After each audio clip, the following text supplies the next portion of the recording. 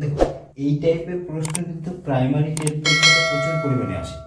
শুধুমাত্র primary TET বলতে নয়, এখন বিভিন্ন পরীক্ষাতে এই টাইপের কোশ্চেনগুলো আসছে। কেন? মানে আমরা দেখে প্রথমত মনে হচ্ছে অনেক বড় অঙ্ক হবে, অনেক জটিল ক্যালকুলেশন হবে, অনেক বড় মান হতে পারে, কিন্তু তোমরা যদি সঠিক টেকনিকটা কাজে লাগাও তখন দেখবে কয়েক মাত্র হয়তো 1 মিনিটের মধ্যে তুমি অঙ্কটা করে ফেলতে পারবে। তাহলে এবার দেখো আমরা কীভাবে অঙ্কটা করব। এই অঙ্ক করার ক্ষেত্রে আমি বারবার তোমাদেরকে বলছি একটা জিনিস, যে তোমাকে কমন সংখ্যাগুলোকে বের করতে হবে। তাহলে দেখো এক্ষেত্রে 0.088, 0.099 এই দুটো সংখ্যা ছাড়া আর কোনো সংখ্যা আছে কিনা। দেখো এখানে 9, এখানে 9, 16, এখানে 3, 4, এগুলো কি বলো তো, এগুলো তোমাকে বুঝে নিতে হবে, এটা ফর্মুলার সংখ্যা এগুলো।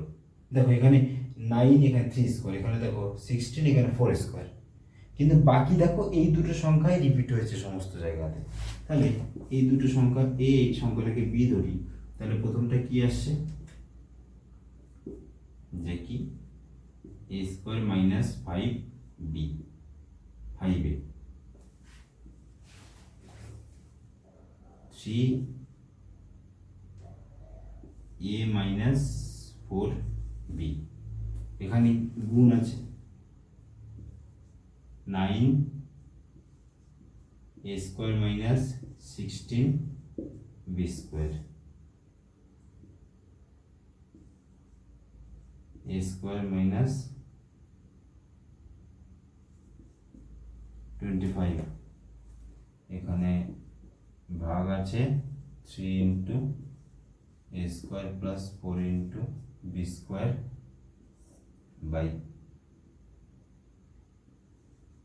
ab minus 5 into b। তাহলে দেখো আমরা অ্যালজেব্রিক ফরম্যাটটা আমরা কোশ্চেনটাকে ট্রান্সফর্ম করে দিলাম। এবার আমাদের ক্ষেত্রে অনেকটা ইজি হয়ে যাবে। কেন?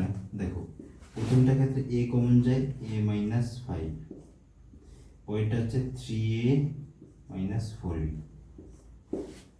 এখানে গুণ, এখানে দেখো এটা a square minus b square ফরম্যাটে এখানে লেখা যায় না, 3a square minus 4b square, তাহলে কি হবে 3a plus 4b, 3a minus 4b, আর এখানে কত a square minus b square, এটা মানে 5 স্কোয়ার, তাহলে a প্লাস 5, a মাইনাস 5, এখানে গুণ আছে, এটা ভাগ আছে, গুণ হতে গেলে কি উল্টে যাবে, তাহলে এখান থেকে b কমন যায়, a মাইনাস 5, এখানে কত হচ্ছে, ও এখানে 3a,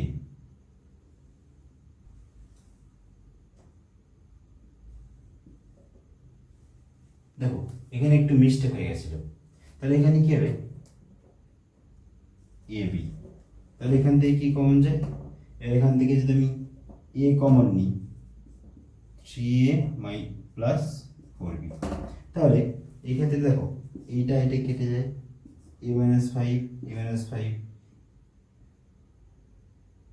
এখানে প্লাস আসবে, এখানে a plus 5, a plus 5, a minus 5, a minus 5, a সঙ্গে a কাটা গেল। তাহলে এই ক্ষেত্রে এটা এটা তাহলে শুধু কি পড়ে থাকে, b পড়ে থাকে, তাহলে b এর মান কত ছিল 0.99, তাহলে হচ্ছে 0.099, তাহলে এটাই হচ্ছে সঠিক অ্যান্সার। তাহলে বুঝলে কি করে করলাম।